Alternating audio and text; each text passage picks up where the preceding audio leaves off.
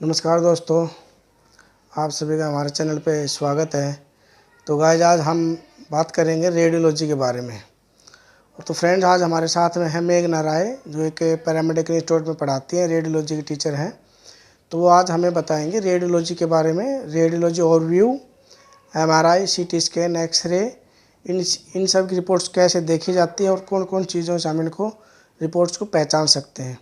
तो ये जो हमारी वीडियो है आज की, इसमें सभी के लिए है। ये जो भी डॉक्टर्स होते हैं, बीएमएस, एमबीबीएस, जो भी मतलब क्लिनिक चलाते हैं अपने, किसी तरह के डॉक्टर्स हैं, जो भी इस तरह की रिपोर्ट्स को यूज करते हैं, आए दिन में रेडियोलॉजी रिपोर्ट देखनी होती है कोई भी उन्हें, तो उन सब के बारे में उन्हें वो आपको एक डीपली बताएगी आपको कैसी रिपोर्ट्स देखी जाती हैं और किन किन चीज़ों का विशेष ध्यान रखा जाता है रिपोर्ट देखने के लिए। तो गाइस अगर आप हमारे चैनल पर नए आए हैं, तो फर्स्ट टाइम आए हैं, तो चैनल को सब्सक्राइब कर लीजिए, लाल रंग का बटन दबा के उसको, और वीडियो को लाइक ज़रूर कीजिएगा। और दोस्तों में जितने भी अपने ग्रुप्स होते हैं उन सब में वीडियो को शेयर कीजिएगा अधिक से अधिक। और जितने भी हमारी वीडियो हैं उन सभी का लिंक डिस्क्रिप्शन में दिया हुआ है दोस्तों, वहाँ से आप उनको देख सकते हैं। और आप हमें फॉलो कर सकते हैं, हमारे फेसबुक पे है, लिंक्डइन है, इंस्टाग्राम है, इन सब पे आप हमारा फॉलो कर सकते हैं हमारे चैनल को। फेसबुक पे पेज भी आरडी मेडिकल साइंस के नाम से। तो ये सब आप देखते हैं और वीडियो को अधिक से अधिक शेयर कीजिए दोस्तों। चलिए दोस्तों वीडियो स्टार्ट करते हैं मेघना राय के साथ में। नमस्कार, मैं मेघना आज आपके साथ, और आज मैं आपको रेडियोलॉजी के बारे में बहुत सारी चीज़ें बताऊंगी। उससे पहले मैं आपको बताना चाहूँगी कि देश में कोरोना की हालत दिन पर दिन बिगड़ती जा रही है, जिससे सरकार ने लॉकडाउन के लिए बोला है। तो आप सब अपने घर पे रहिए और सुरक्षित रहिए। रेडियोलॉजी के बारे में मैं आप सबको कुछ बताना चाहती हूँ। आप चाहे किसी भी फील्ड में हो, चाहे आप एलोपैथी में हो, होम्योपैथी में हो, अल्टरनेटिव किसी भी मेडिसिन के किसी भी ब्रांच में हो, आपको रिपोर्ट डायग्नोस करना आना चाहिए। तो रिपोर्ट डायग्नोस करने के लिए सबसे ज़्यादा इम्पॉर्टेंट होता है कि आपको रिपोर्ट पढ़नी आनी चाहिए और फिल्म देखनी चाहिए। रेडियोलॉजी एक ऐसा ब्रांच है जहाँ पे आपको फिल्म पढ़ना आना चाहिए और उस फिल्म के हिसाब से आपको रिपोर्ट पढ़ना आना चाहिए। तो आज मैं आपको कुछ बहुत सारी चीज़ें बताऊँगी जिससे आप अपनी डेली लाइफ में धीरे धीरे को सुधार करते करते आपको बहुत सारी चीज़ें आने लग जाएंगी। कुछ बेसिक चीज़ें बताऊंगी मैं आपको, उससे आपको धीरे धीरे प्रैक्टिस करते करते रेडियोलॉजी पढ़ना आ जाएगा और रिपोर्ट्स भी पढ़ने आने लग जाएगी। सबसे पहले हम समझते हैं कि रेडियोलॉजी है क्या। रेडियोलॉजी एक साइंस का ऐसा पार्ट है जहाँ पे रेडिएशन यूज़ होती है। रेडिएशन एक ऐसी चीज़ है जो एक तरह से अच्छी भी है और एक बुरी भी है। अब हम इसको समझते हैं कैसे। अगर हम किसी पेशेंट पे रेडिएशन एक्ट करेंगे, उस पर रेडिएशन डालेंगे, तब हमें पता चल पाएगा कि उस पर्सन को बीमारी क्या है, और उस बीमारी के हिसाब से चाहे वो कोई भी डॉक्टर हो, किसी भी फील्ड का डॉक्टर हो, उस बीमारी का डायग्नोस से उस पर्सन को ट्रीट कर पाएगा, उसको क्योर कर पाएगा एक लॉन्ग टाइम तक के लिए। तो सबसे पहले हमें रेडियोलॉजी के बारे में कुछ पता होना चाहिए। तो रेडिएशन जो होती है वो दो तरीके की होती है, एक अच्छी वाली, एक बुरी वाली। एक को हम कह सकते हैं इंफ्रारेड रेज और एक को कह सकते हैं हम यूवी रेड रेज। ये जो रेडिएशन होती है ना, ये हमारी बॉडी के कुछ ऐसे पार्ट पे पड़ते हैं जहाँ पे हमें बहुत सारे प्रॉब्लम्स आ जाती हैं। जैसे कि आप कह सकते हो कि हमारी बॉडी पे रैशेज आ जाते हैं। ज़्यादा से ज़्यादा अगर आपको रेडिएशन लगती है बॉडी पे तो आपको कैंसर तक हो सकता है। पर उससे क्योर होने के लिए, उससे बचने के लिए बहुत सारी चीज़ें हमारी लाइफ में भी आती हैं। अब धीरे धीरे हम उस चीज़ को समझते हैं। अब मैं आपको कुछ इमेजेस दिखाऊंगी, उस इमेजेस से आपको पता चलेगा कि रेडिएशन करते कैसे और उसको यूज़ कैसे करते हैं। ठीक है, हमारी बॉडी पे जो रेडिएशन लगती है तो बहुत सारे ऐसे पार्ट हैं जहाँ पे रेडिएशन ज़्यादा लगती है, जिससे हमें कुछ ऐसे पार्ट्स होते हैं जिसको बचाना पड़ता है कि वहाँ पे रेडिएशन ना लगे। और इस लाइव सेशन के दौरान मैं एक चीज़ कहना चाहती हूँ, अगर किसी का कोई रिपोर्ट है या कोई ऐसे वर्ड्स है जो उनको समझ में नहीं आते रिपोर्ट्स में, तो आप अपनी पुरानी रिपोर्ट्स या जो भी आपके पास करंट रिपोर्ट है जिसको आपको समझना है, तो आप यहाँ पे टेक्स्ट मैसेज कर सकते हैं लाइव पे। अगर मैं लाइव के टाइम पे नहीं दे पाई तो मैं आपको लाइव के बाद भी उसके आंसर आपको पर्सनली टेक्स्ट करके दे दूँगी। तो जितने भी आपके क्वेश्चंस हैं रिगार्डिंग रिपोर्ट्स या कोई बीमारी जो रेडियोलॉजी की रिगार्डिंग है, और अगर रेडियोलॉजी की नहीं भी हुई तो पैथोलॉजी की हो, तो मैं वहाँ पे मैं आपको बता सकती हूँ इस लाइव के दौरान। तो सबसे पहले मैं आपको कुछ ऐसी चीज़ें दिखाऊंगी जिससे आपको पता चलेगा कि रेडियोलॉजी को किस तरीके से डिस्क्राइब किया हुआ है। सबसे पहले हम जानते हैं कि रेडियोलॉजी है क्या। तो हम रेडिएशन तो जानते ही हैं, जैसे मैंने आपको बता दिया कि रेडिएशन हमारी बॉडी के लिए हार्मफुल भी होती हैं। और रेडिएशन के अंदर बहुत सारे ऐसी चीज़ें होती हैं, बहुत सारी मशीनें यूज़ की जाती हैं। जैसे आप लोगों ने डेली लाइफ में सुना होगा एक्सरे, सिटी, MRI। ये 3 बड़ी मशीनें होती हैं, काफ़ी बड़ी मशीनें होती हैं ये, और इनको बहुत अच्छे से यूज़ करना पड़ता है क्योंकि इसके अंदर से काफ़ी अमाउंट में रेडिएशन निकलती है। और ये रेडिएशन अगर टाइम से ज़्यादा अगर हमारी बॉडी को लगे तो ये हमारी बॉडी के लिए हार्मफुल भी हो सकती है। इसलिए जो रेडिएशन वर्कर्स होते हैं, जो रेडिएशन में काम करते हैं, उनको अपनी सुरक्षा के साथ साथ पेशेंट की सुरक्षा पर भी पूरा ध्यान देना पड़ता है। और कम से कम रेडिएशन में एक अच्छी क्वालिटी की इमेज, और ऐसी इमेज जिसमें आपको बहुत सारी इंफॉर्मेशन मिले कि अगर किसी पेशेंट को गांठ है या कैंसर है या ट्यूमर है, कुछ भी है, वो अच्छे से क्लियरली दिख सके फिल्म पे। कोशिश ये रहती है हर एक रेडिएशन वर्कर की कि कम से कम डोज में, कम से कम रेडिएशन में उसका एक अच्छी इमेज मिले। तो मैं आपको अब धीरे धीरे सारी मशीन्स के बारे में एक शॉर्ट इंट्रो दूंगी कि हर मशीन के अंदर क्या क्या फंक्शन होता है, किस में कितना रेडिएशन होता है, और ये मशीन कैसे काम करती है। उसके बाद मैं आपको कुछ पैथोलॉजी के बारे में बताऊंगी। अगर आपको इसके रिगार्डिंग कोई भी क्वेश्चन पूछना हो तो आप लाइव सेशन में नीचे टेक्स्ट कर सकते हैं। सबसे पहले मैं आपको कुछ इमेजेस दिखाऊंगी। ये है आपकी एक्सरे मशीन, जैसे आपको दिख सकते हो यहाँ पे लिखा है प्रोजेक्शनल रेडियोग्राफी। ये एक्सरे मशीन आप देख सकते हो। इस एक्सरे मशीन में देखिए ये पेशेंट लेटा हुआ है और इसके ऊपर एक एक्सरे ट्यूब है। ये ऑब्जेक्ट है जिसको हमने पेशेंट बोला हुआ है। नीचे एक्सरे डिटेक्टर है और उस पेशेंट की जो बॉडी है वो उसके हाथ, जो एक्सरे ट्यूब है वो उसके हाथ पर लग रही है, और उस हाथ की इमेज आपको देख सकते हो क्लियरली यहाँ पे एक्सरे में दिख रही है। इस पेशेंट को हल्का सा फ्रैक्चर हुआ है जो आप यहाँ पे देख सकते हो। ये किस हाथ का हो रखा है?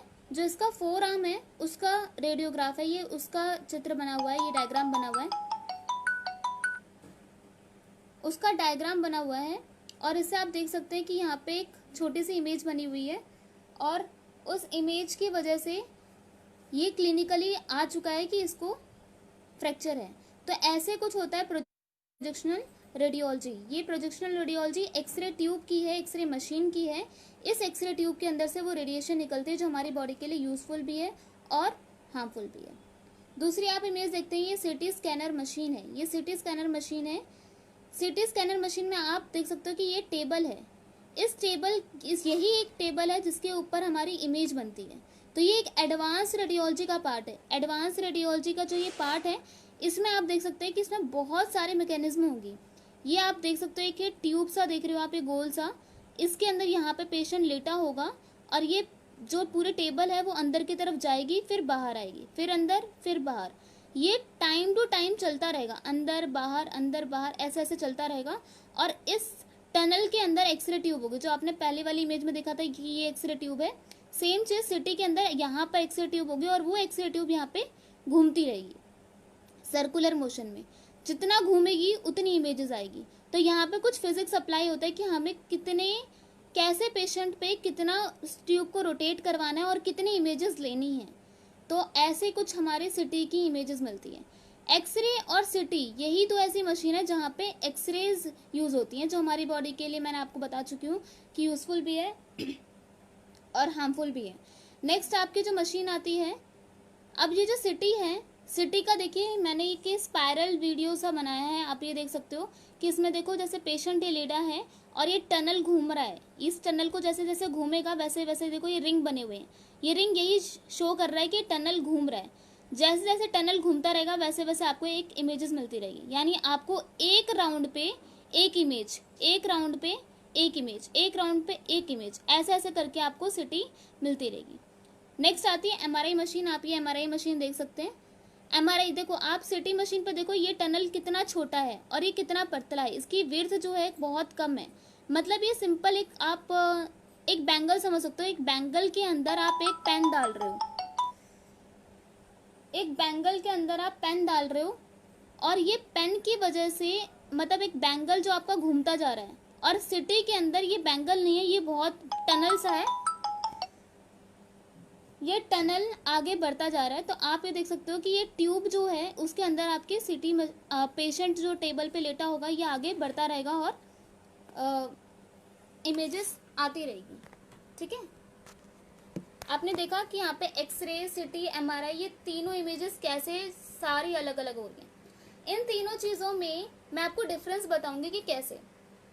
देखिए, अगर आपको पेशेंट का सिर्फ बोनी पार्ट बहुत अच्छे से देखना है कि उसकी बोन्स कैसी हैं, उसके मस्कुलर पार्ट पे इतना ध्यान नहीं देना, सिर्फ उसकी बोन्स देखनी है, तो बहुत अच्छा होता है कि आप पेशेंट को एक्सरे रेफर करें या पेशेंट खुद से ही एक्सरे करवा कर आ जाए। आपको यहाँ पेन हो रहा है, सपोज करो आपको इधर पेन हो रहा है और पेन भी ऐसा हो रहा है कि आपको छूने में दर्द हो रहा है, सूजन आ रखी है, तो आप नॉर्मली जाके किसी भी डायग्नोस्टिक सेंटर पे जाकर, जहाँ पे भी एक्सरे प्रोवाइड हो रखा है, वहाँ जाके बोल सकते हो कि हमारे इस हाथ में दर्द हो रहा है, आप एक्सरे कर दीजिए। और अगर आपको खुद से नहीं जाना तो आप किसी डॉक्टर के पास जाओगे तो वो खुद प्रिस्क्रिप्शन पर लिखकर सबसे पहले एक्सरे देगा।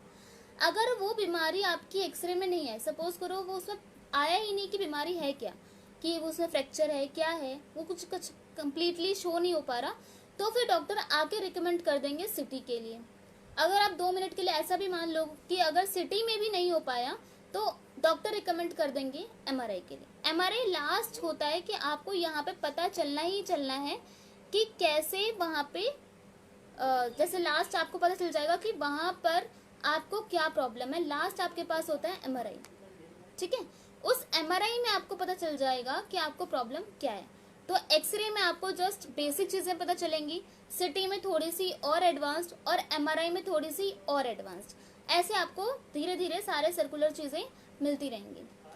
अगर आपको बोन्स देखनी है तो आप सबसे पहले क्या यूज़ करोगे, एक्सरे और फिर सिटी। बट अगर आपको मस्कुलर पार्ट, वेन्स, हेड के अंदर का इंटीरियर पार्ट, ब्रेस्ट या कोई मस्कुलर ऑर्गन अगर आपको देखना है तो सबसे पहले आपको देखना पड़ेगा एमआरआई या फिर अल्ट्रासाउंड। इसका भी एक बहुत बड़ा रीज़न है, एमआरआई के अंदर एक्सरेज यूज़ नहीं होती हैं, तो पेशेंट को एक्सरेज लगेंगी ही नहीं। और अगर वो फीमेल पेशेंट है, प्रेगनेंसी में है, तो उसके लिए बेस्ट होगा आप उसको एमआरआई ही प्रेफर करो, क्योंकि जो रेडिएशंस होती है हमारी बॉडी के लिए हार्मफुल है। अगर वो हमारी बॉडी के लिए हार्मफुल है तो वो प्रेग्नेंट लेडी का जो बेबी है उसको भी पूरा का पूरा हार्मफुल देगा, और उसको हो सकता है कि बेबी ग्रोथ में या आगे जाके उसको जेनेटिक प्रॉब्लम हो, बेबी का बर्थ हो जाए उसके बाद उसको अनीमिया जैसे बहुत सारी प्रॉब्लम्स हो सकती हैं। तो अगर कोई प्रेग्नेंट लेडीज आप कंसर्न करोगे तो आप अच्छा होगा उसको एमआरआई या फिर अल्ट्रासाउंड में भेजो। तो ऐसे आपकी बहुत सारी मॉडलिटीज़ हैं। आपने अभी देखा कि मैंने आपको जस्ट बेसिक चीज़ें बताई थी कि एक्सरे, सिटी, एमआरआई, इन तीनों के बारे में। पर एक्सरे, सिटी, एमआरआई के अलावा भी बहुत सारी मशीन होती हैं जो रेडियोलॉजी में यूज़ होती हैं, जिसमें से सबसे पहला एग्जांपल है मैमोग्राफी। मैमोग्राफी ब्रेस्ट के लिए करते हैं, और ये फीमेल ब्रेस्ट के लिए नहीं, मेल ब्रेस्ट के लिए भी किया जाता है। बहुत सारी ऐसी बीमारियां होती हैं जो ब्रेस्ट में होती है, जैसे सबसे ज़्यादा इंपॉर्टेंट तो आप सुनते ही होंगे ब्रेस्ट कैंसर, फ्लूड आना, अगर कभी बचपन में या बड़े होकर कभी ब्रेस्ट पे चोट लग गई हो, उसकी वजह से इन्फेक्शन हो जाना, उस पर गांठ बन जाना, तो ये सारी चीज़ें आपकी सिटी में ना करके, एक्सरे में ना करके, उसका एक्सरे मैमोग्राफी होती है। एक्सरे मैमोग्राफी में एक्सरे ट्यूब वही होती है, पर मैमोग्राफी में उसका पावर थोड़ा कम हो जाएगा, क्योंकि जो ब्रेस्ट होते हैं वो सॉफ्ट टिश्यू, उसके अंदर कोई बोन्स नहीं है, तो थोड़ा सा पावर उसका कम कर देंगे।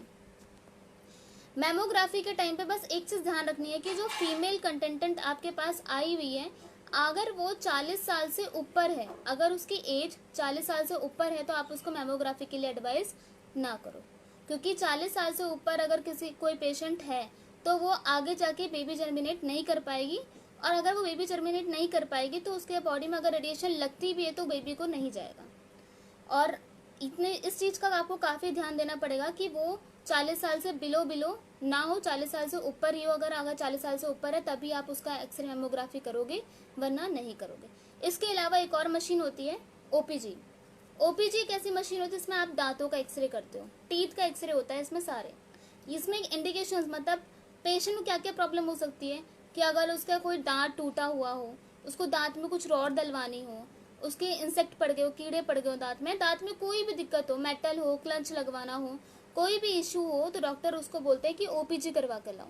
ओपीजी की फिल्म में सिर्फ दांत दिखता है और ये पता चलता है कि दांत किस तरफ है। अगर सपोज करो जो पेशेंट है वो कह रहा है कि मुझे लेफ्ट साइड में एक दांत है जिसमें रॉड डली हुई है, तो आप उसकी फिल्म में देखोगे उसके लेफ्ट साइड पे रॉड डली होगी। तो ऐसे बहुत सारी मशीनें हैं जो रेडियोलॉजी में यूज़ करती है और उसके अंदर रेडिएशन भी होता है। बस 2 ही ऐसी मशीन है जहाँ पे रेडिएशन यूज़ नहीं होता, जिसको हम कहते हैं MRI और अल्ट्रासाउंड। एक और बहुत इंपॉर्टेंट मशीन है जिसको हम बोलते हैं डेक्सा। डेक्सा एक ऐसी मशीन है जो हमेशा 50 साल से ऊपर लोगों का कर सकते हैं। डेक्सा एक ऐसी मशीन है जहाँ पे आपको बोन की डेंसिटी पता चलती है, बोन के अंदर कितना कैल्शियम अमाउंट है। हम सारे मेडिकल फील्ड में हैं और हम सबको पता है कि बोन्स के अंदर सबसे ज़्यादा कैल्शियम अमाउंट मिलता है। तो अगर किसी पेशेंट के अंदर ऐसी इंक्वायरी आती है कि मुझे दर्द हो रहा है, अगर हाथ को ऐसे मोड़ने में टक टक टक टक से ऐसी आवाज़ें आ रही हैं, तो इसका मतलब उसके बोन्स के अंदर डेंसिटी कम हो चुकी है। पर इस बात का ध्यान रखना पड़ेगा कि बोन्स की डेंसिटी को चेक करने के लिए जो पेशेंट की एज होनी चाहिए, अगर आप डेक्सा में करवाना चाहते हो तो 50 साल से ऊपर होना चाहिए, और अगर 50 साल से नीचे तो आप उसका डेक्सा नहीं कर सकते। तो डेक्सा में हमेशा 50 साल से या फिर 45 साल से हमेशा ऊपर ही पेशेंट को रिकमेंड किया जाता है, क्योंकि यही एक एज होती है जहाँ पे आपकी बोन्स की डेंसिटी अपने आप कम होती रहती है। ये एक नेचुरल प्रोसेस है, इसमें आप उसको मेडिसिन दे सकते हो बट ये कम होगी, पर धीरे धीरे कम होगी। तो आपको डेक्सा में सबसे ज़्यादा इसी चीज़ का ध्यान रखना पड़ेगा कि ज़्यादा से ज़्यादा एजेस के जो लोग होते हैं आप उसी को डेक्सा रिकमेंड कर सकते हो, कम एजेस को डेक्सा रिकमेंड नहीं कर सकते। आपको यहाँ पे बोन्स की डेंसिटी मिलेंगी। अगर आप सब लाइव पेन पेपर लेके बैठे हुए हैं तो मैं आपको कुछ बीमारियां बताऊंगी, आप प्लीज़ उसको नोट कर लीजिए अगर आपके पास पेन पेपर है तो। डेक्सा की रिपोर्ट पे आपको एक ग्राफ मिलेगा, उस ग्राफ के अंदर आपको पता चलेगा कि पेशेंट के अंदर कितना कैल्शियम अमाउंट है। अगर ज़्यादा कैल्शियम अमाउंट कम हो रहा है तो उस बीमारी को बोलते हैं ऑस्टियोपोरोसिस। मैं दोबारा रिपीट करूंगी, अगर ज़्यादा अमाउंट में कम हो रहा है तो उसको बोलते हैं हम ऑस्टियोपोरोसिस। इस ऑस्टियोपोरोसिस में बोन्स के अंदर छेद होने लग जाते हैं और इसकी वजह से ऑस्टियो वर्ड मतलब होता है बोन और पोरोसिस मतलब होता है गड्ढे। तो बोन्स के अंदर गड्ढे हो जाते हैं और इसका रीज़न यही है कि कैल्शियम अमाउंट बहुत कम हो चुका है। जिसकी भी अगर डेक्सा के आप ग्राफ देखोगे तो ग्राफ अगर बहुत ऊपर की तरफ जा रहा है तो इसका मतलब उसको ऑस्टियोपोरोसिस के चांसेस ज़्यादा है। अगर ग्राफ थोड़ा सा कम है, ऑस्टियोपोरोसिस जितना नहीं है थोड़ा सा कम है, तो उसको हम बोलते हैं ऑस्टियोपीनिया। ऑस्टियोपोरोसिस में आपकी हड्डी टूटने के चांसेस ज़्यादा हैं और ऑस्टियोपीनिया में ऑस्टियोपोरोसिस होने के चांसेस ज़्यादा हैं। मैं दोबारा रिपीट करूंगी, ऑस्टियोपोरोसिस में आपका कैल्शियम अमाउंट बहुत कम हो जाएगा, बहुत ज़्यादा कम हो जाएगा, तो फ्रैक्चर के चांसेस ज़्यादा हो जाएंगे। मैं आपको एक बताती हूँ कैसे। अगर ओल्ड पेशेंट है और ये हाथ है, उन्होंने हाथ का डेक्सा करा, हाथ के डेक्सा में ये पता चला कि उनका बोन की डेंसिटी कम हो रही है, तो अगर आप इसको ज़्यादा फोर्सफुली बेंट करोगे तो वो टूट जाएगा। तो डेक्सा में आपको बोन की वो स्टेज पता चलेगी कि उसके अंदर कैल्शियम अमाउंट कितना कम है और कितना ज़्यादा है। तो ऑस्टियोपोरोसिस, दोबारा बता रही हूँ, ऑस्टियोपोरोसिस एक ऐसा डायग्नोस है, एक ऐसी प्रॉब्लम है जिसमें बोन के अंदर जो कैल्शियम के अमाउंट है वो बहुत कम हो जाएगा और बोन के अंदर के साथ साथ बोन्स के अंदर जो आसपास ब्लड होगा उसके अंदर भी कैल्शियम अमाउंट कम हो जाएगा। तो कहीं से भी उसको कैल्शियम अमाउंट, न्यूट्रिशन वैल्यू नहीं मिलेगी। और ऑस्टियोपीनिया एक ऐसी कंडीशन है जहाँ पर कैल्शियम अमाउंट कम तो होगा पर बोन तोड़ने के या टूटने के चांसेस बहुत कम हो जाएंगे, यानी फ्रैक्चर का रिस्क जो है वो कम होगा ऑस्टियोपीनिया में, और ऑस्टियोपोरोसिस में जो फ्रैक्चर का रिस्क है वो बढ़ जाएगा। तो डेक्सा में ये 2 मेन चीज़ें होती है जो मैं आपको बता चुकी हूँ। आपको बस एक ग्राफ देखना पड़ेगा, ग्राफ के नीचे आपको लिखा होगा कि उसको ऑस्टियोपोरोसिस के चांसेस ज़्यादा हैं या ऑस्टियोपीनिया के चांसेस ज़्यादा हैं, और वैसे ही आप अपने पेशेंट को रिकमेंड कर सकते हैं। मैमोग्राफी में जो आपकी फिल्में होती हैं उसमें आपको सिर्फ एक कंट्रास्ट दिया जाएगा, एक कंट्रास्ट की वैल्यू दिखेगी कि हाँ इतना लंप या इतना गांठ या इतना ब्रेस्ट कैंसर बढ़ चुका है। अगर ब्रेस्ट कैंसर ज़्यादा बढ़ चुका है तो फिर उसका ट्रीटमेंट कीमोथेरेपी या फिर रेडियोथेरेपी होगा, और कम होगा तो उसका कुछ मेडिसिन देकर काफ़ी टाइम तक उसको रोक दिया जाएगा। और अगर ऐसा चांसेस ज़्यादा होंगे कि एक ब्रेस्ट से दूसरे ब्रेस्ट में फैलने के चांसेस ज़्यादा होंगे तो ब्रेस्ट को रिमूव कर देंगे।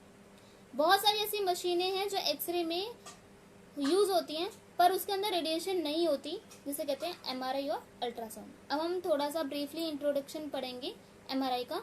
जैसे मैंने आपको एक्सरे और सिटी की मशीन्स के बारे में दिखाया था कि एक्सरे और सिटी मशीन की कैसे दिखती हैं एक्सरे और सीटी मशीन्स, वैसे ही मैं आपको दिखाऊंगी कि एमआरआई मशीन कैसे दिखती है।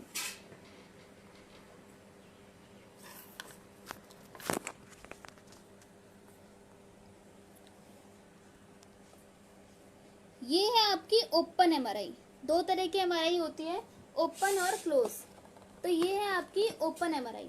ओपन एमआरआई उन लोगों के लिए होता है जो क्लॉस्ट्रोफोबिक होते हैं। क्लॉस्ट्रोफोबिक मतलब उनको अंधेरे से डर लगता है। अगर उनको अंधेरे से डर लगता है या टनल में जाने से डर लगता है तो उनके लिए ओपन एमआरआई यूज होती है। इस ओपन एमआरआई में पेशेंट को थोड़ा थोड़ा करके अंदर लाते हैं ताकि उसका डर जो है वो खत्म हो जाए। पर ओपन एमआरआई इतनी एडवांस्ड नहीं होती है। हम सोचते हैं कि ओपन एमआरआई एडवांस होती है, बट ये एडवांस्ड नहीं होती है। तो ओपन एमआरआई जितना हो सके आप कम प्रेफर करें, क्योंकि जो क्लोज एमआरआई होती है उसके अंदर इमेजेस ज़्यादा अच्छी आती हैं। ये क्लोज एमआरआई है जो मैं आपको दिखा चुकी हूँ। क्लोज एमआरआई ऐसी होती है कि पेशेंट अगर इस पर लेटा है तो वो पूरा का पूरा अंदर जाता है एमआरआई के अंदर। आप देख सकते हैं ये एमआरआई है और ये सिटी है। सिटी और एमआरआई ऑलमोस्ट दिखने में बहुत ज़्यादा सेम होती है। बस आप एक बेसिक डिफरेंस याद रखा करो। देखने में आपको एक बेसिक डिफरेंस याद रखना है कि जो सिटी होती है वो बहुत, जो इसका टनल होता है काफ़ी छोटा होता है। आप देख सकते हो इसका टनल कितना छोटा है, पीछे से भी और आगे से भी बहुत छोटा है। ये देखना, पीछे इसका बहुत लंबा लेंथ नहीं जा रही है, बट एमआरआई में इसकी लेंथ बढ़ी हुई है। तो आप इससे फिजिकली आप पहचान सकते हो कि एमआरआई कौन सी है और सिटी कौन सी है। अब कुछ बीमारियों के बारे में पढ़ेंगे आप।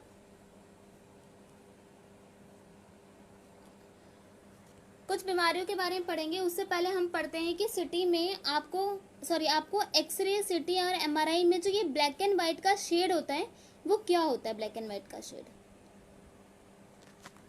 अब हम इस ब्लैक एंड व्हाइट के शेड को समझेंगे। देखिए ये हाथ है, इस हाथ का मुझे एक्सरे करना है। मैं इसको कॉपी को मैं एक एक्सरे टेबल समझ सकती हूँ। इसको मैं एक्सरे टेबल लगा रही हूँ। ये मेरा हाथ है और इसके ऊपर ट्यूब है। आप कुछ ऐसे इमेजिन करके रखो। अब देखो इस हाथ में क्या क्या चीज़ें हैं। यहाँ पे हड्डी है, यहाँ पे हड्डी है, ऊपर हड्डी है, पर हड्डी के बगल में सॉफ्ट टिश्यू है। इस हड्डी के बगल में सॉफ्ट टिश्यू है। अगर ऊपर से एक्सरेज पड़ेंगी तो इस सॉफ्ट टिश्यू से आर पार चली जाएंगी। आप समझ रहे हैं कि अगर ऊपर से एक्सरेज पड़ेंगी इस सॉफ्ट टिश्यू के पास तो यहाँ पे आर पार चले जाएंगे। पर अगर इस हड्डी पर पड़ेंगी तो ये हड्डी उसको एब्जॉर्ब कर लेगी। ये जो हड्डी है वो एक्सरेज को एब्जॉर्ब कर लेगी और ये वाला पार्ट आर पार चला जाएगा। जो ये एब्जॉर्ब करेगी वो ज़्यादा अमाउंट में करेगी, तो ज़्यादा अमाउंट में एब्जॉर्ब करने से क्या होगा, वो वाइट दिखेगी। और ये जो सॉफ्ट टिश्यू है वो कम अमाउंट में एब्जॉर्ब करेगी और ज़्यादा अमाउंट में आर पार हो जाएगी, मतलब ट्रांसपेरेंट हो जाएगी। बहुत ही कम एब्जॉर्ब करेगी, बाकी एटोनेशन कर देगी, बाहर पार चली जाएगी, तो हम उसको बोलेंगे ग्रे कलर। पर अगर एक मिनट के लिए ऐसा मान लो कि यहाँ पे कोई हड्डी ही नहीं है या फिर यहाँ पे कोई सॉफ्ट टिश्यू नहीं है, तो हम उसको बोलेंगे कि ये वाला जो एरिया है वो क्या है, ब्लैक है। अब आपको एक छोटा सा और एग्जांपल लेके चलते हैं हाथ का। इस हाथ का मैंने एक्सरे करा, ये हड्डी, ये हड्डी, ये हड्डी, ये सारी हड्डियां और उसके आसपास सॉफ्ट टिश्यू है। ये सारे सॉफ्ट टिश्यू आपको कैसे दिखेंगे, ग्रेइश इन कलर।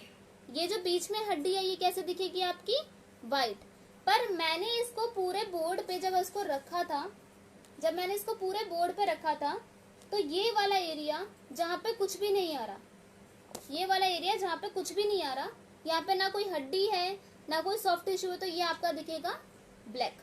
तो जहाँ पे भी आपको एयर दिखती है आप उसको बोलोगे ब्लैक, जहाँ पे आपको सॉफ्ट टिश्यू दिखेंगे उसको बोलोगे ग्रे, और जहाँ पे आपको हड्डियाँ दिखती हैं उसको बोलोगे जिसको जहाँ पे भी आपको व्हाइट दिखेगा आप उसको बोलोगे बोन। तो इस बिहाफ पे आपकी एक्सरे, सीटी, एमआरआई की इमेजेस मिलते हैं। अब मैं आपको एक फिल्म दिखाऊंगी, आपको उसमें पता चल जाएगा, काफ़ी चीज़ें समझ में आएंगी कि आपको कौन सी चीज़ हड्डी दिख रही है, कौन सी चीज़ आपको ग्रे दिख रही है और कौन सी चीज़ आपकी वाइट दिख रही है। देखिए ये आपको एक चेस्ट एक्सरे की फिल्म है, मैं आपको उसमें बताऊंगी कि क्या चीज़ आपको दिख रहा है। देखिए ये जितना ब्लैक वाला पोर्शन है ये आपका लंग्स है। कैसे पता लगाया कि आपने इसमें लंग्स है, क्योंकि मैंने अभी आपको पहले बताया कि जहाँ पे कुछ भी नहीं होगा वो आपको दिखेगा ब्लैक। और एयर जो होती है वो आपको हमेशा ब्लैक दिखती है।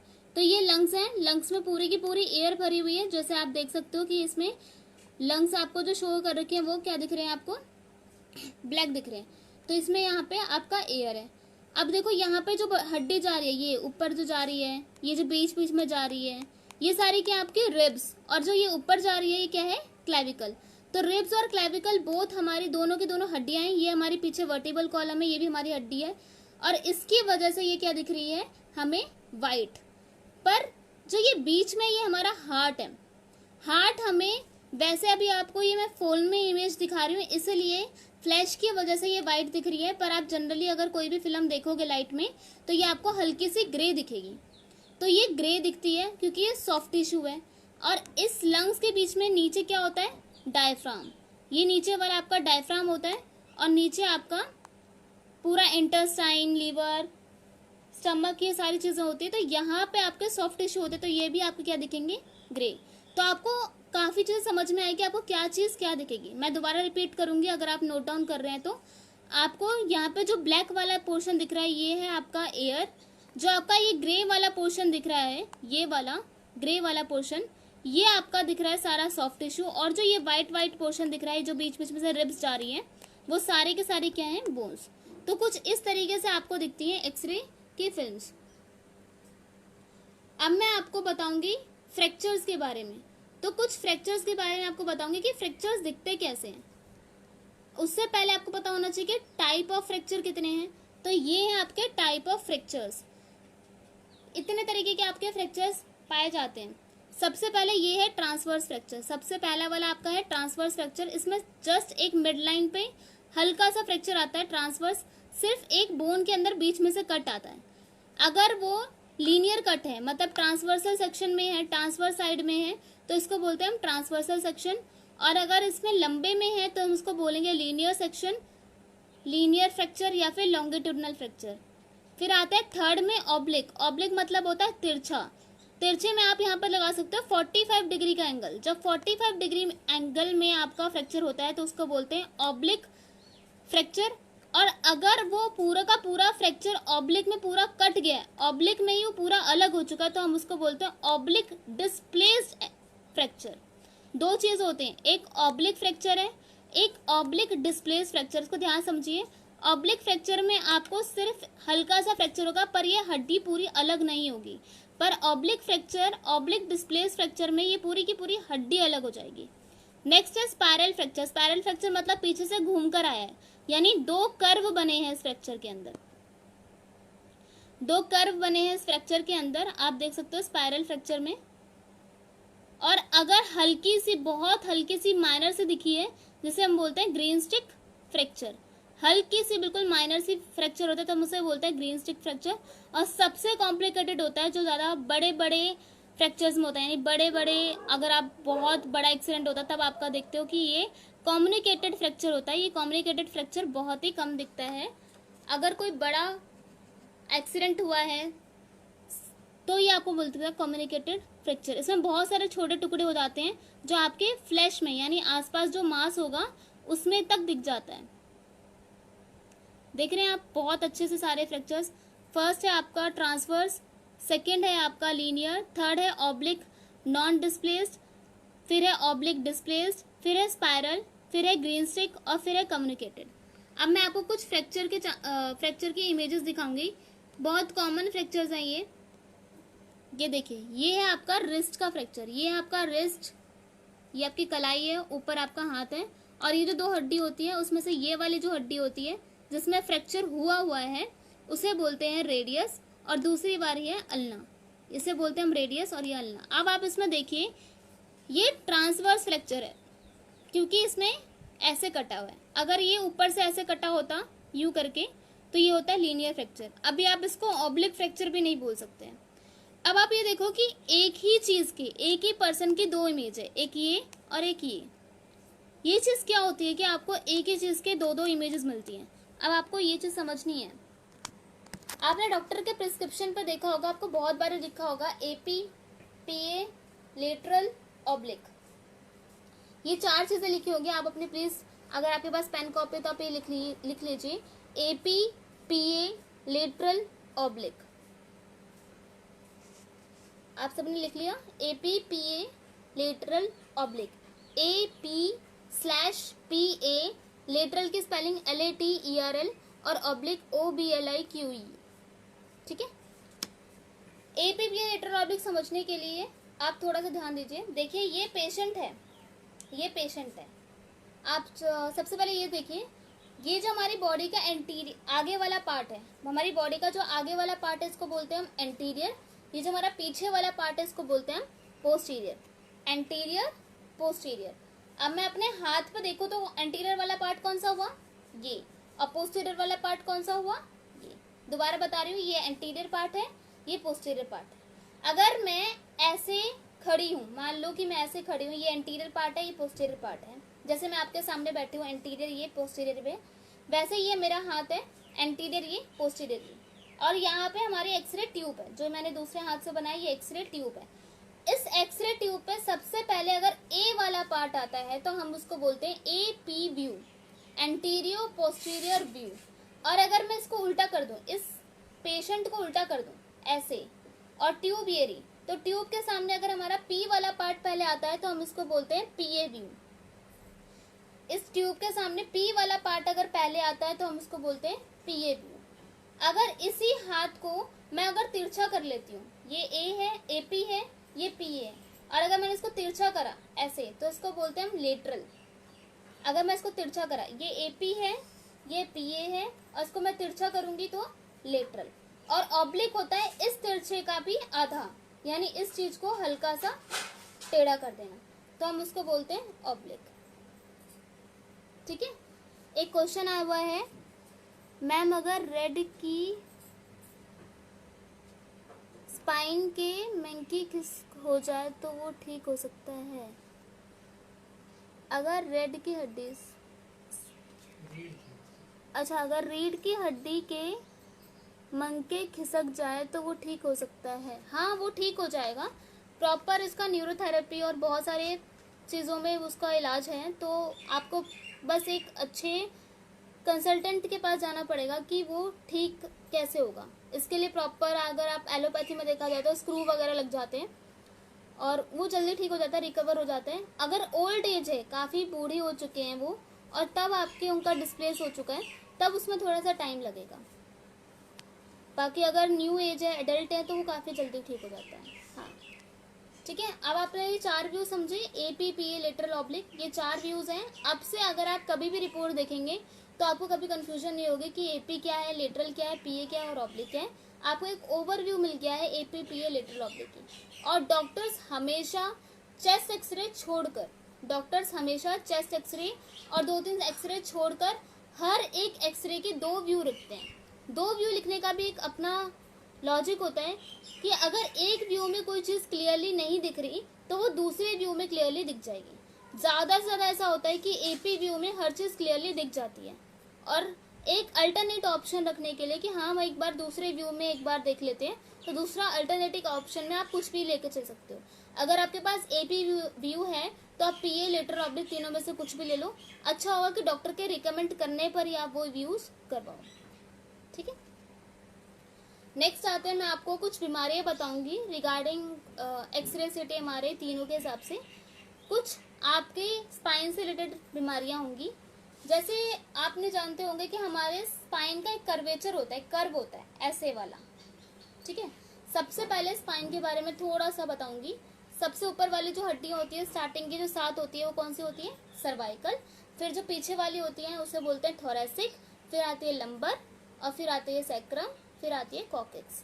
ये आपकी हड्डियां होती हैं, जिसमें से जो सर्वाइकल होती है वो 7, थोरेसिक 12, लंबर 5, सैक्रम फ्यूज होकर आपकी 1 हो जाती है, और कॉकेक्स भी फ्यूज होकर आपकी 1 हो जाती है। तो आपके बहुत सारे रिगार्डिंग क्वेश्चंस होती हैं, इंक्वायरीज होती हैं स्पाइन के रिगार्डिंग। तो कुछ स्पाइन के रिगार्डिंग मैं आपको बताऊंगी। अब आप देखिए स्पाइन के रिगार्डिंग कुछ बीमारियां। देखिए, ये एक बीमारी होती है जिसमें जो आपके थोरेसिक वर्टिब्रा है वो टेढ़ी हो जाती है। आप देख सकते हो, ये थोरेसिक वर्टिब्रा, यहाँ सर्वाइकल है, ये थोरेसिक है, ये लंबर है, सैक्रम और कॉकेक्स है। जिसमें से आपका जो मेन पार्ट है वो थोरेसिक वाले में आप देख सकते हो एक कर्व आ चुका है थोरेसिक वाले में। ठीक है। अगर थोरेसिक में कर्व आता है तो उसको बोलते हैं स्कोलियोसिस। अगर आपके पास पेन कॉपी है तो प्लीज़ आप नोट डाउन कर लीजिए। अगर आपको ये जो कर्व अगर आप देखते हो थोरेसिक वाले में, ये कर्व जो आप देख रहे हो, अगर आपको ये कर्व दिखता है तो आप उसको बोलते हो स्कोलियोसिस। और अगर आपको ये कर्व लंबर में दिखता है, यही वाला कर्व अगर आपको लंबर में दिखेगा तो उसको बोलोगे काइफोसिस। और अगर इस चीज के अंदर अगर आपको ये कर्व थोरेसिक में दिखता है तो आपको बोलते हो स्कोलियोसिस। और ये हल्का सा वाला कर्व अगर आपको लंबर में दिखेगा तो आप बोलोगे लॉर्डोसिस। और ये कर्व अगर आपको थोरेसिक लंबर दोनों में दिखेगा तो आप बोलोगे काइफोसिस। ठीक है, दोबारा बता रही हूँ। स्कोलियोसिस थोरेसिक कर्वेचर, लॉर्डोसिस आपका लंबर कर्वेचर, और अगर लंबर और थोरेसिस दोनों कर्वेचर है तो आपको बोलते हैं काइफोसिस। अब मैं आपको कुछ इमेजेस दिखाऊंगी इन सब के। ये देखिए, आप इस पेशेंट को देख सकते हो, इसका बिल्कुल थोरेसिक कर्वेचर आ रखा है। इसकी जो रीढ़ की हड्डी है, इसकी जो रीढ़ की हड्डी है देखो, ये पूरी कर्व आ रही है। आप देख सकते हो ये पूरा कर्व आ रहा है। ठीक है। और फिर इसके स्ट्रेचेस लगाए गए, इस पर रॉड डाली गई ताकि ये सीधी हो जाए। और आप देख सकते हो ये सीधी वाली कर्वेचर है। ऐसा नहीं है कि ये बहुत जल्दी हो जाता है, इसमें टाइम टेकन होता है क्योंकि बहुत सारी पहले से डायग्नोस करने पड़ते हैं। ब्लड रिपोर्ट, बोन्स डेंसिटी, बहुत सारी चीज़ें देखनी पड़ती है। और फिर उसका कर्व कितना है, कितना एंगल है, कितने इंचेस की स्क्रू डालनी पड़ेगी, ये बहुत सारी चीज़ें होती हैं। तो इसमें बहुत सारे एक्सपेरिमेंट करने होते हैं, तब जाके आपका एक पूरा कर्वेचर ठीक हो पाता है। अब आप इस पेशेंट का फिल्म देखिए। ये देखिए आप कितना कर्वेचर है इसका थोरेसिक में। इसमें बहुत ज़्यादा कर्वेचर आप देख सकते हो कि बहुत टिल्ट हो गई है उसकी वो कर्व लाइन। और जब उसके स्क्रू पड़े तो आप ये देख सकते हो ये स्क्रू है। ये जो मैंने बहुत डार्क डार्क से आपको दिख रहे हैं, वाइट वाइट से बहुत डार्क डार्क से पैचेस लगे हुए हैं, ये पूरे के पूरे आपके स्क्रू लगे हुए हैं। और इस स्क्रू की वजह से ये पेशेंट अब धीरे धीरे खड़ा हो रहा है। ठीक है, तो ये कुछ मैं आपको एग्जांपल्स दिखा रही हूँ। आप इसमें बहुत इजीली समझ पाएंगे कर्वेचर्स को। ये कर्वेचर देखो आप बिल्कुल सीधी होती है। और इस कर्वेचर में आपका ये जो थोरेसिक और लंबर है, ये दोनों पार्ट इजीली हो चुके हैं, इजीली अफेक्टेड हो गए दोनों पार्ट। ये एब्डोमिनल कर्व और स्पाइन की कर्व है, ये रिब्स हैं, और ये पेल्विस वाला एरिया। आप ये देखो कर्व कितना ज़्यादा बढ़ चुका है इस पेशेंट का। ऐसे और एग्जांपल्स हैं जिसमें आपको कर्व इजीली दिखेंगे। ये देखिए, आपको दिख रहा है ये कर्व कितना बड़ा है और कितना ज़्यादा घुमा हुआ है कर्व। फिर थोड़ा सा सर्जरी करके इसको थोड़ा सा और कर्व को नज़दीक लेकर आए, थोड़ी सर्जरी करी है। और फिर उसके बाद पूरी सर्जरी करके देखो इसमें रॉड डाली गई है। आप अगर ध्यान से देखोगे इस लाइव सेशन को तो हल्के हल्के आपको रॉड डिस्प्लेस दिख रही है। ऐसे पेशेंट्स को ज़्यादा मूव करना अलाउड नहीं होता, बहुत ही कम मूव कर पाते हैं वो।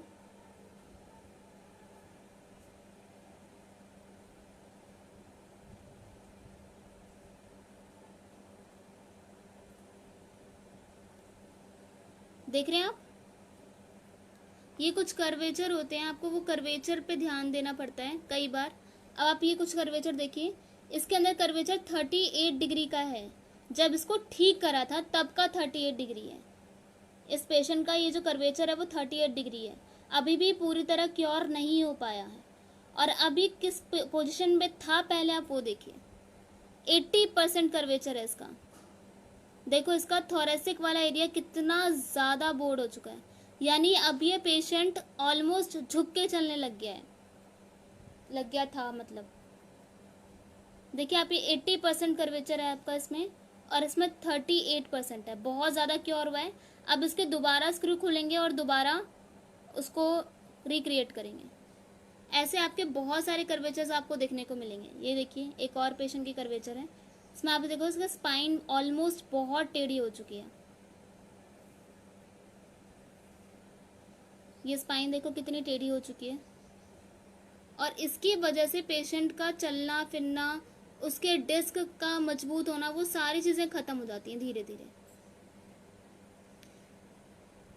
अब हम कुछ कर्वेचर्स देखिए। ये लंबर का कर्वेचर है, लॉर्डोसिस इसे बोलते हैं। ये लंबर वाला पार्ट कितना अंदर जा चुका है आप देख सकते हैं। इसको जब ये बेंट होगा या फिर सोएगा या लेटेगा तो इतना ज़्यादा एरिया इसका इफेक्टेड है। ये पूरा प्लेन होगा, मतलब इसका जो ये कमर वाला पोर्शन है ये इसके बेड को टच कर ही नहीं पाएगा। ये कितना बाहर आ रहा है।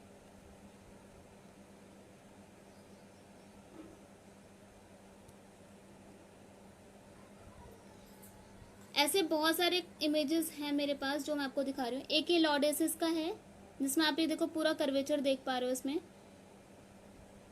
इसके बहुत सारे सिम्टम्स होते हैं। वो सिम्टम्स होते हैं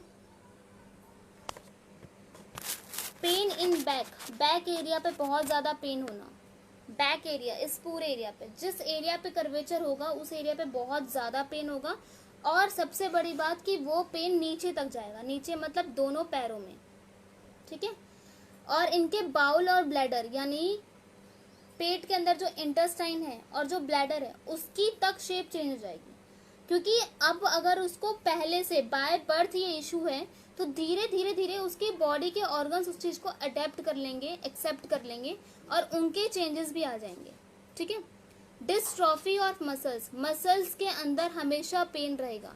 डिस्ट्रॉफी, मसल्स के अंदर पेन होना। और न्यूरोमस्कुलर प्रॉब्लम्स, जितने भी न्यूरोमस्कुलर प्रॉब्लम्स हैं जहाँ पे नर्व और मसल्स दोनों इंक्लूड होंगे, सारे न्यूरोमस्कुलर प्रॉब्लम्स आपके यहाँ पे शो होंगी। ऐसी बहुत सारी बीमारियां हैं जो एक्सरेज में आपको बहुत इजीली क्लियरली विजिबल है, ठीक है। अब आते हैं कुछ एमआरआई की रिपोर्ट्स पे। एमआरआई में आपको नॉर्मल जो भी इमेजेस आप सिटी में देख रहे हो, जो भी आपको इमेजेस एक्सरे में देख रहे हो, वो सारी की सारी इमेजेस आपको एमआरआई में बहुत क्लियरली विजिबल होता है, बहुत ज़्यादा। अगर आपको कोई प्रॉब्लम एमआरआई में इजीली विजिबल नहीं हो रही है तो इसका मतलब उसको वो प्रॉब्लम जेनेटिक है या फिर उसका ब्लड टेस्ट वगैरह सब कुछ होगा। बट अगर उसका मस्कुलर पार्ट, उसका बोनी पार्ट, उसका नर्व पार्ट, वो सारा का सारा अगर आपको एमआरआई में बहुत इजीली विजिबल है तो उसको प्रॉब्लम्स दिख जाती है। यानी एमआरआई बहुत लेटेस्ट टेक्नोलॉजी है जहाँ पे आपको सारी प्रॉब्लम्स बहुत इजीली दिख जाती हैं।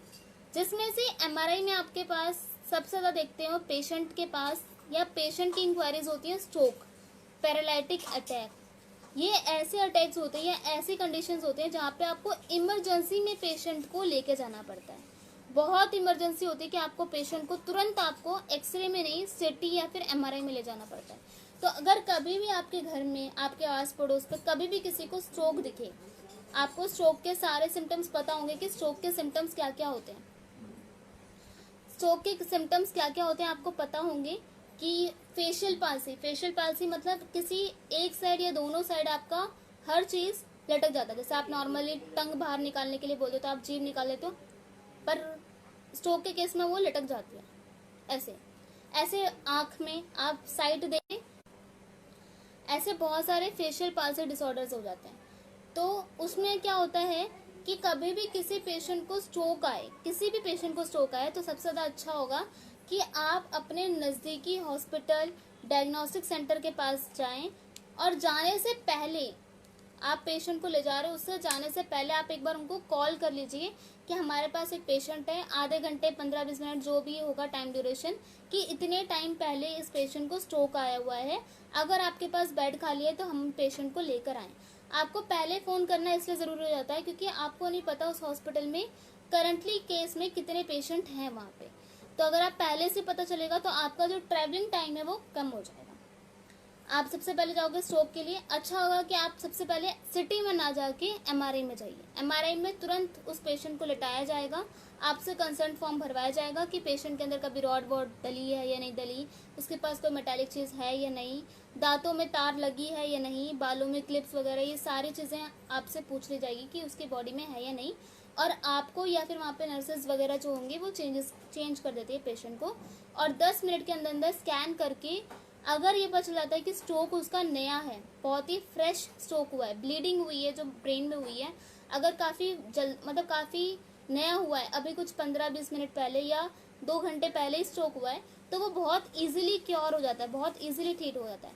पर अगर उस स्ट्रोक का टाइम हो जाता है तो वो पैरालिटिक अटैक उसकी लाइफ टाइम चली रहती है, वो लाइफ टाइम उसकी पैरालिटिक अटैक चलेगी, वो ज़्यादा जल्दी क्योर नहीं हो पाती है। तो स्ट्रोक के केस में आपको ध्यान रखना है कि कभी भी आप स्ट्रोक के केसेस को डील करो तो सबसे पहले सिटी हमारे लेके जाओ और 10 मिनट के अंदर उनका स्कैन हो जाएगा। स्कैन होने के बाद तुरंत उसको ट्रीटमेंट पे भेज दो और वो ऑन द बेड ही ठीक हो जाएगा। तो आपके पास स्ट्रोक के केसेस में सिर्फ टाइम होता है 4 घंटे का। आप सिर्फ 4 घंटे के अंदर अंदर ही पेशेंट को बचा पाओगे, पेशेंट को ट्रीट कर पाओगे। ठीक है, ऐसे बहुत सारे केस होते हैं जहाँ पे आप देखते हो। एमआरआई में एक स्पेशल केस होता है एनसीसी का। एनसीसी होता है न्यूरोसिस्टोसार्निमा। जिसके पास पेन कॉपी है प्लीज नोट डाउन कर लो। न्यूरोसिस्टोसार्निमा ये एक बीमारी होती है जो गोभी के कीड़ों से होती है। गोभी के कीड़े या गोभी के अंदर जो लार्वे होते हैं ये हमारे ब्रेन में जाकर बैठ जाते हैं और वहाँ पे खाना शुरू कर देते हैं। धीरे धीरे वो हमारे ब्रेन्स में जगह जगह पे लोब्स बना देते हैं, कभी इधर, हर जगह वो लोब्स बनाएंगे और लोब्स बनाने के बाद उस एरिया में पस आ जाता है और पेशेंट के अंदर फिट्स यानी दौरे आने शुरू हो जाते हैं। कभी भी पेशेंट के अंदर दौरे आए, चक्कर आए या बिना बात पे मिर्गी आए, इन सब चीज़ों का रीज़न ज़्यादातर 90% एनसीसी होता है। अगर किसी पेशेंट के अंदर आप ये सारे सिम्टम्स देख रहे हो तुरंत उसका एमआरआई करवाओ, क्योंकि एनसीसी यानी वो कीड़े धीरे धीरे बढ़ने शुरू हो जाते हैं। अब मैं आपको कुछ इमेजेस दिखाऊंगी जिसमें आपको एनसीसी दिखेगा ब्रेन के अंदर।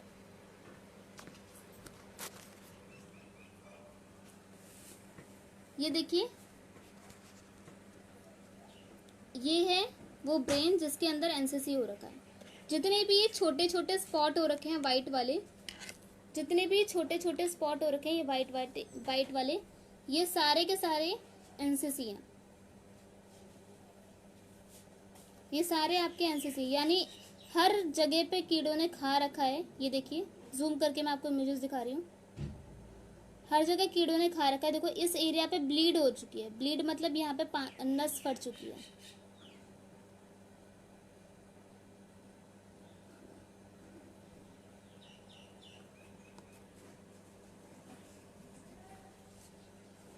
यहाँ पे नस फट चुकी है तो यहाँ पे देखो पूरा वाइट हो रखा है, ब्लीड हो रखी है। आप देख सकते हैं इसमें बहुत सारे छोटे छोटे गड्ढे हो चुके हैं। मैं आपको घुमा घुमा के एक इमेज दिखा रही हूँ। इसमें बहुत ज़्यादा अमाउंट में हो रखा है। यानी यहाँ पे जो एनसीसी के वॉर्म है, जो कीड़े हैं, वो पूरे ब्रेन में फैल चुके हैं। ऐसा ज़रूरी नहीं है कि सब में ही हो। कई बार ऐसा होता है कि वो सिर्फ ब्रेन के एक ही पार्ट पे रहते हैं। कई बार ऐसा होता है कि वो ब्रेन के एक ही पार्ट पे होते हैं। तो ये ज़रूरी नहीं है कि वो हर जगह ही हो। तो मैं आपको एक पार्ट दिखाती हूँ जहाँ पे आपको क्लियरली विजिबल होगा। ये देखिए, ये ब्रेन की 4 इमेजेस हैं। ये ब्रेन की 4 इमेजेस है, 1 2 3 4। आप चारों इमेजेस में देखो, पहली वाली इमेज आप देख रहे हो, ये एमआरआई की रिपोर्ट है। जिसको भी आपको थोड़ी दिक्कत हो रही हो वो बता रही हूँ मैं कि ये एमआरआई की रिपोर्ट है, जिसमें ये ब्रेन का एक्सेल पार्ट है। आप देख सकते हो जितना वाइट वाला पोर्शन है ये सारा का सारा एनसीसी है। ठीक है, और ये जो नेक्स्ट देख रहे हो ये वाइट वाले पोर्शन को ब्लैक पोर्शन में कन्वर्ट कर दिया है। तो यानी यहाँ पे ये वॉर्म, यहाँ पे ये कीड़ा है। थर्ड इमेजेस में देखो, इस वॉर्म के इस एरिया के अलावा जो पार्ट दिख रहा है ये नॉर्मल है और यहाँ पे वो वॉर्म है, जिस बीमारी को बोलते हैं हम एनसीसी, न्यूरोसिस्टोसार्निमा। और ये है हमारी सजाइटल की इमेज, जिसे बोलते हैं हम एनसीसी की इमेज। आप इन चारों इमेजेस में देख सकते हैं एनसीसी कितना क्लियरली विजिबल है। तो ये इमेज काफ़ी इम्पोर्टेंट थी। एक ये इमेज जहाँ पे बहुत सारे जगह उसने डॉट डॉट बना रखा है, और एक ये। ऐसे में पेशेंट को फिट्स आने के चांसेस बहुत ज़्यादा होते हैं। 90% पेशेंट को फिट्स आएंगे। और सबसे बुरी बात तो ये है कि बच्चों के अंदर ज़्यादा पाया गया है। तो ये जो मैंने आपको दिखाया है, दूसरी वाली जो आपको इमेज दिखाई जिसमें 4 ब्लॉक थी, वो एक बच्चे की थी। अब आते हैं हम स्पाइन के कुछ प्रॉब्लम्स में, जो आपके बेसिक प्रॉब्लम्स हैं, जो आपको पहले से पता होंगे। बस मैं आपको थोड़ा सा और अच्छे से एक्सरे में दिखाना चाहती हूँ। तो आप देखिए, ये स्पाइन का है। ये एक नॉर्मल डिस्क है, सामने बिल्कुल नॉर्मल डिस्क है।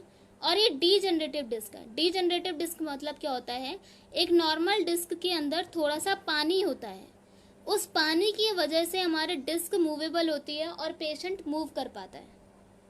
अगर धीरे धीरे ये पानी सूखने लग जाता है तो वहाँ पे पेन होना शुरू हो जाता है और ऐसा लगता है कि वहाँ पे यूरिक एसिड जमा हो गया है, तो हम उसे बोलते हैं डीजेनरेटिव डिस्क। इसके सामने आपके एरो लगा हुआ है, ये ऐसा होता है कुछ डीजेनरेटिव डिस्क।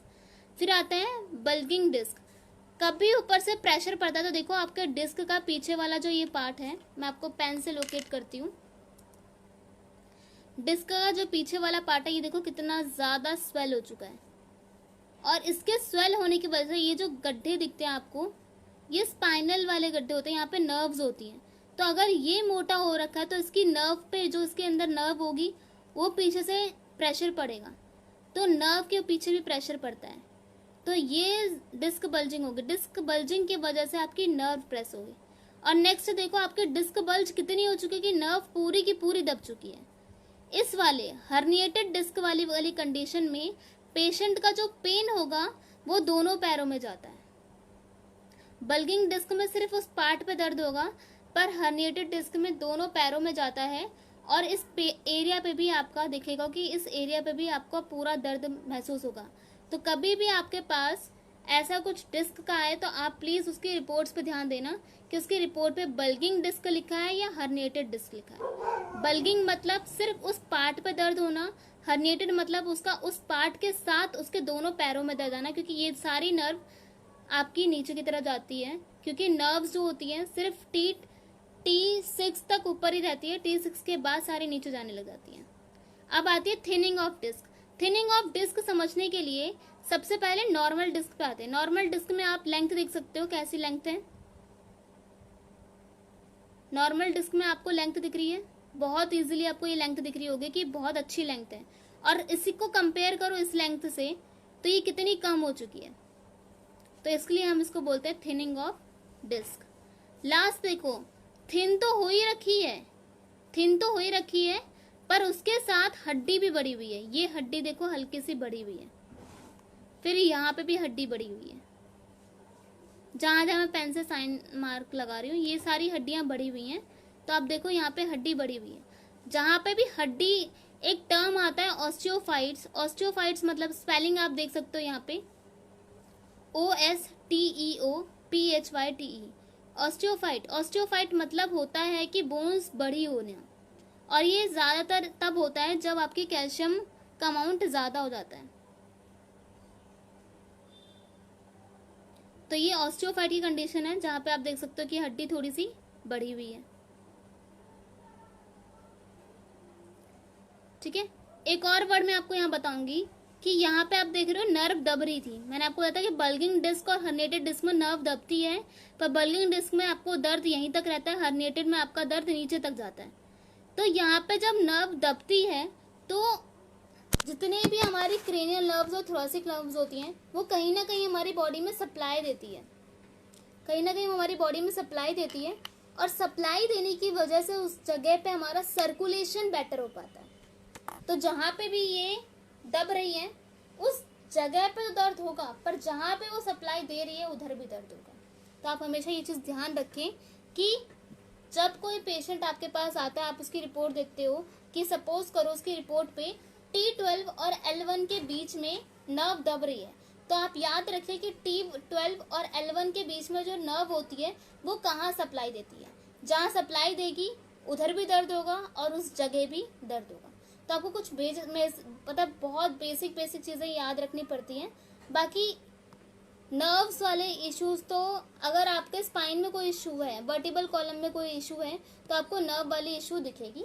अब आपको एक MRI की इमेज दिखाऊंगी जहाँ पे आपको डिस्क बल्ज बहुत अच्छे से दिखेगा। ये है आपकी MRI की रिपोर्ट। इसमें मैंने आपको देखो यहाँ पे T12 लिखा हुआ है, L1, L2, L3, L4, L5 मैंने पहले से यहाँ पे मेंशन कर रखा है ताकि आपको काउंट करने में कोई इशू ना हो, और आपको आराम से दिख रहा है। ये रहा आपका डिस्क बल्ज, दिख रहा है आपको, सभी को दिख रहा है। ये रहा आपका डिस्क बल्ज, ये भी है आपका डिस्क बल्ज, और इसके नीचे वाला भी है आपका डिस्क बल्ज। ये तीनों आपके डिस्क बल्ज है। पहला L1 L2 के बीच में, L2 L3 के बीच में, L3 L4 के बीच में, पर L4 और L5 के बीच में आपका डिस्क बल्ज नहीं है, ये हर्निएटेड डिस्क है। दोबारा बता रही हूँ, L1 L2 के बीच में, L2 L3 के बीच में, L3 L4 के बीच में ये आपका डिस्क बल्ज है, पर L4 L5 के बीच में ये आपका हर्निएटेड डिस्क है। अब आपको इससे बहुत सारी चीज़ें क्लियर हो चुकी हैं। जिसको एलोपैथी की रिपोर्ट ऑलमोस्ट बिल्कुल नहीं बिल्कुल नहीं देख पाते, उनको बहुत हद तक सारी रिपोर्ट्स देखने आ जाएगी। और अब आपको अपने लिए एक होमवर्क करना है, ये आपके खुद के लिए एक होमवर्क है कि जितना हो सकता है आप, अभी तो कोरोना टाइम चल रहा है तो ज़्यादा से ज़्यादा सेंटर्स नहीं खुले हुए हैं, बट अगर आपके सेंटर्स नहीं खुले हुए कोई बात नहीं, आप गूगल का सहायता लीजिए। अपने घर में कोई भी बीमार हो, उसका कभी एक्सरे हुआ हो वो देखो और उसकी रिपोर्ट देखो। पहले आप एक्सरे पढ़ो, एक्सरे इमेज को पढ़ो और जो भी आपको समझ आता है उसको उस रिपोर्ट से कंपेयर करो। जब आप ऐसा कुछ करोगे, पहले इमेज पढ़ो कि उसमें प्रॉब्लम क्या दिख रही है, आइडेंटिफाई करो कि उसमें प्रॉब्लम्स क्या हैं, उसके बाद उस प्रॉब्लम को आपको उस रिपोर्ट के साथ मैच करो, तो आपको बहुत ज़्यादा हेल्प मिलेगी और धीरे धीरे आपके टर्म्स बहुत ज़्यादा साफ होते रहेंगे, क्लियर होते रहेंगे। अब मैं आपको कुछ टर्म्स बताऊंगी, आपको उस टर्म्स पर ध्यान देना है। टाइम बहुत कम है, आप प्लीज़ जल्दी जल्दी समझिए, और अगर किसी के पास प्लीज़ कोई क्वेश्चन है तो प्लीज़ पूछिए। और अगर इस टाइम पे आपको कोई क्वेश्चन नहीं समझ में आ रहा पूछने के लिए, तो आप इसी लाइव सेशन पे नीचे कमेंट बॉक्स पे आप अपना क्वेश्चन छोड़ दीजिए, मैं आपको लाइव सेशन के बाद उसका आंसर दे दूँगी। अगर किसी को, दोबारा बता रही हूँ, अगर किसी को क्वेश्चन नहीं समझ में आ रहा या आपको आगे चलकर इन फ्यूचर कभी आपको कोई चीज़ पूछनी है, आपको नहीं समझ में आ रहा, तो आप इसी लाइव सेशन को ओपन करके नीचे कमेंट कर देना, मैं उस कमेंट बॉक्स पे आकर उसका आंसर दे दूँगी। ठीक है, अगर किसी को बहुत अर्जेंसी है तो आप यहाँ पे मैसेज कर सकते हो। मुझे बहुत सारे लोगों के मैसेज मिले हैं, मैं आपको लाइव सेशन के बाद वो मैसेज के रिप्लाई दे दूँगी। इस लाइव सेशन के बाद आपको मैसेज के रिप्लाई दे दूँगी। कुछ ऐसे वर्ड्स होते हैं जिसके पीछे लिखा होता है ITIS। दोबारा बता रही हूँ, कुछ ऐसे वर्ड्स होते हैं जिस पे लिखा होता है ITIS। इसका मतलब होता है इन्फ्लामेशन या फिर सूजन। इन्फ्लामेशन या फिर सूजन, इसका एक एग्जांपल है ब्रोंकियाइटिस। तो आपको नाम से ही बीमारी का नाम पता, बीमारी के नाम से ही आपको आइडिया हो जाएगा कि ये किस चीज़ के बारे में बात हो रही है। ब्रोंकी मतलब लंग्स की बात हो रही है और ITIS मतलब सूजन, तो ब्रोंकियाइटिस। तो कुछ वर्ड्स होते हैं उसको ध्यान देना है, बाकी बहुत सिंपल है। थोड़ा सा ध्यान दोगे आप रिपोर्ट्स पढ़ने पे तो आपको बहुत इजीली सारी चीज़ें समझ में आने लग जाएंगी। ब्रोंकियाइटिस के अलावा मैं आपको बता सकती हूँ टॉमी, TOMY। आप प्लीज़ नोट करते रहिए जो मैं बोलती जा रही हूँ। अगर आप नोट नहीं कर पा रहे हो तो इस लाइव सेशन को बाद में सुन लेना। Tommy, TOMY, Tommy. अगर किसी वर्ड के पीछे टॉमी लिखा हो, इसका मतलब उस पार्ट को वहाँ से रिमूव कर दिया है, काट के रिमूव कर दिया है। तो हम बोल सकते हैं मेमोटॉमी। मेमोटॉमी मतलब पेशेंट के ब्रेस्ट को वहाँ से रिमूव कर दिया है। तो ऐसे बहुत सारे वर्ड्स हैं जिससे आप बहुत इजीली बता सकते हो कि पेशेंट की जो प्रॉब्लम है वो किस चीज़ के रिगार्डिंग है। आप वहाँ पे आइडिया लगा सकते हो, पर धीरे धीरे जब आप रिपोर्ट्स पढ़ना शुरू करोगे तो आपको वो सारे आइडिया धीरे धीरे क्लियर होने लग जाएंगे। ठीक है, तो आपके लिए खुद के लिए ये होमवर्क है, ये आपके खुद के लिए होमवर्क है। इस लाइव सेशन के बाद इस 1 घंटे के लाइव सेशन को आपको सक्सेसफुल बनाना है। आपने जो भी सीखा उसको अपनी लाइफ में अगर यूज़ करना है तो अच्छा होगा। आप ज़्यादा नहीं, दिन के कोई भी पाँच पेशेंट आपके, सपोज करो पूरे दिन में अगर 20 आ रहे हैं तो कोई भी 5 पेशेंट के आपकी रिपोर्ट्स रख लेना है। अगर आप पेशेंट को दोबारा रिपोर्ट्स, अगर आपको उसी टाइम पे इमिडिएटली अगर उसको रिपोर्ट देना है तो आप उसकी रिपोर्ट की फ़ोटो क्लिक कर लो। जब भी आप खाली बैठो तो उसकी रिपोर्ट्स ध्यान से पढ़ो, बहुत ध्यान से पढ़ो, उसके वर्ड समझो क्या हैं वो वर्ड्स। अब आपको पता चल गया कि अगर किसी वर्ड के पीछे ITS लग जाएगा तो इसका मतलब इन्फ्लामेशन है। तो अगर आपके पास इन्फ्लामेशन वाला वर्ड आएगा तो आप कभी उस चीज़ से घबराओगे नहीं। और अगर ब्रोंकियाइटिस, इन्फ्लामेटिस, टोंसिलाइटिस, ये सारे वर्ड्स अगर आपकी लाइफ में आते हैं तो आपको एक आइडिया हो जाएगा कि ये किसी चीज़ के बारे में बात हो रही है जहाँ पे सूजन आ चुकी है। तो आपको बस ये बेसिक टर्म्स पे ध्यान देने हैं और आपको ईजिली रिपोर्ट पढ़ना, चाहे वो एलोपैथी की हो, होम्योपैथी की हो या कोई भी अल्टरनेटिव मेडिसिन की हो, कोई भी डिपार्टमेंट हो, आपको बहुत इजीली वो सारे टर्म्स एंड कंडीशन समझ में आने लग जाएंगे। तो आशा करती हूँ कि आपको ये लाइव सेशन अच्छा लगा होगा। तो अब मैं ये लाइव सेशन एंड करती हूँ। तो अगर किसी के भी कोई भी क्वेश्चन हो, दोबारा बता रही हूँ मैं आपको, कोई भी क्वेश्चन हो तो उसको ईजीली समझिए और उस क्वेश्चन को आप कमेंट बॉक्स में छोड़ देना, मैं आपको बाद में उसका रिप्लाई लाइव सेशन के बाद दे दूँगी। ठीक है, थैंक यू। सभी सुरक्षित रहें घर पे और लॉकडाउन का पालन करें और इस होमवर्क को अच्छे से करना ताकि आपको इस लाइव सेशन का